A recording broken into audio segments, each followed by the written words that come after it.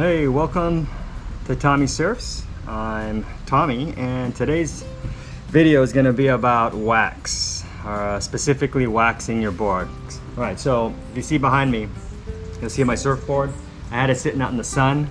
Probably the best way to just kind of soften up the wax is to just leave it out in the sun for a few minutes. Not too long, because we all know that surfboards turn yellow, and heat's really not good for surfboards anyway. I want to talk about the different kinds of wax. So if you're unfamiliar, starting with base coat. So the way it works is base coat is the hardest wax you can buy, okay?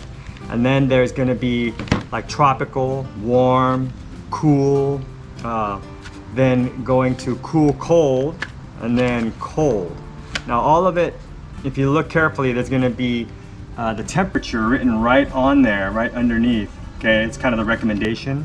And the reason why that's important is because the base coat is the hardest, like I mentioned, and then as you go down the line towards the cold wax, the wax gets softer. Okay, obviously when you're in cold water, things harden, so therefore you want a wax that's going to be a little soft and maintains stickiness, right? Otherwise, if you use a base coat in cold water, literally it's going to be as slippery as probably the surfboard itself without any wax. The one thing I do want to mention is some people like to use base coat and others don't.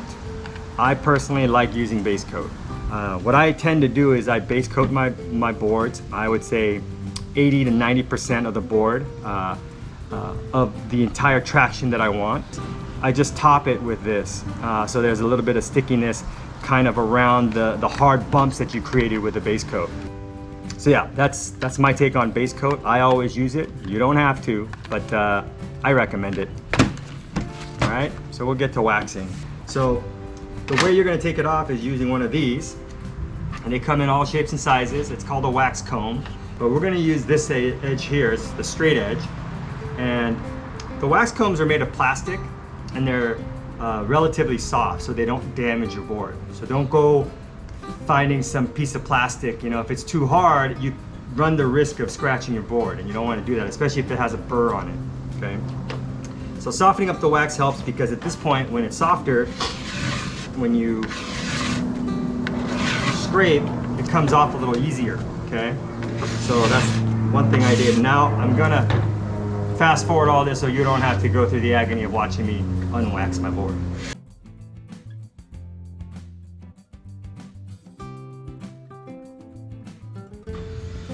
So just in case you were wondering why my wax is orange, I use the Sticky Bumps Day Glow.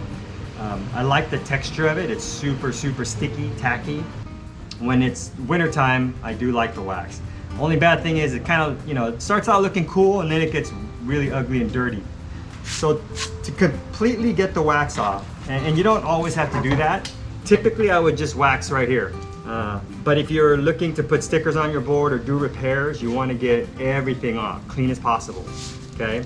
So in those particular cases, I recommend the pickle.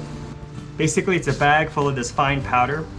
I don't know exactly what the powder is. I think it's like the shave, when they shape a surfboard and they sand the surfboard full, maybe it's the leftover and they're recycling it.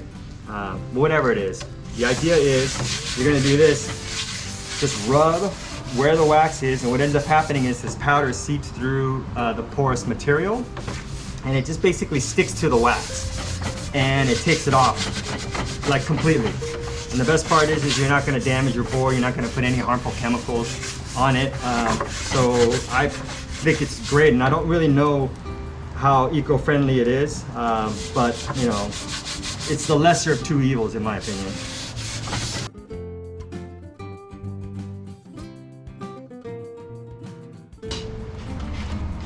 All right, so pretty much all the wax is off. So what I like to do, and I don't know if you can see this in the camera, but you just want to do patterns, okay?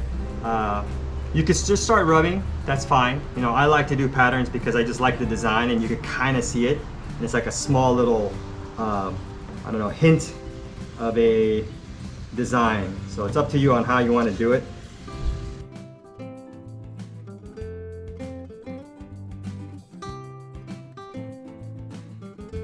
You'll see that wherever I touched first, the wax has a tendency to stay and clump in those areas. So that's why, you know, patterns are kind of cool, because it'll get your wax started. One really important thing, do not apply a lot of pressure. I would say in the beginning, start with medium pressure, and as you start waxing and applying more and more wax and the clumps start getting higher, start applying less and less pressure, really light. And the reason why is because this friction is actually warming up the wax. So if you apply too much pressure, all you're gonna do is smear it.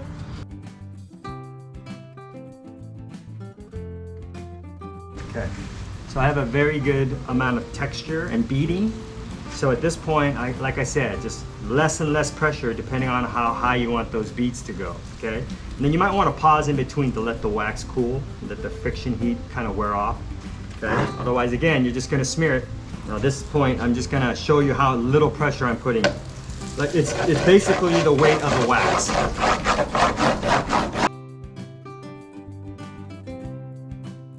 Don't know if you can see that. So you can see the beading. If you want the beads higher, just wait a while and do it again, even with less pressure.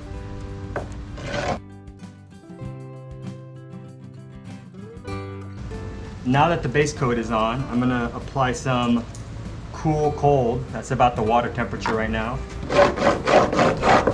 Same thing, apply very little pressure.